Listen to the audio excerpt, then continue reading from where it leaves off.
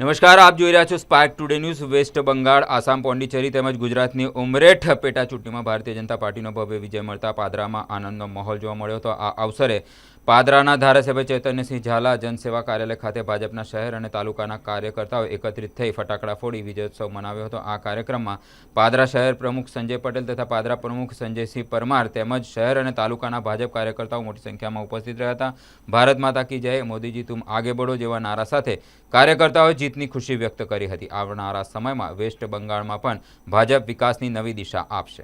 Waste Bengal, Assam અને પોંડિચેરીમાં Bharatiya Janata party જે દુનિયાની સૌથી મોટી પાર્ટી છે એનો ભવ્યથી ભવ્ય વિજય થયો, તેમજ ગુજરાતની પેટા ચૂંટણી ઉમરેઠમાં પણ ભાજપનો ભવ્ય વિજય થયો।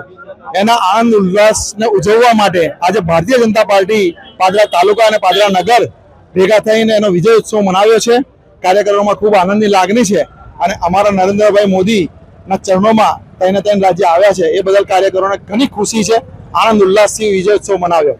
આસામ અને પોંડિચેરીમાં જે ભારતીય જનતા પાર્ટીનો ભવ્ય વિજય થયો છે અને માનનીય વડાપ્રધાન નરેન્દ્રભાઈ મોદી સાહેબ અને અમિત સાહેબની જે મહેનત આપણા દેશવાસીઓ જોઈ અને જે ભગવો લહેરાયો છે તે પ્રસંગને જેમ ઉજવવા માટે આજે પાદરા નગરપાલિકાના સદસ્યશ્રીઓ, સંગઠનના સૌ સભ્યો, પાદરા તાલુકાના સંગઠનના સૌ સભ્યો, સૌ કાર્યકરો અને પાદરા તાલુકાની જનતાએ ભેગા મળી અને આજે આ વિજયને ખૂબ વધાવ્યો છે।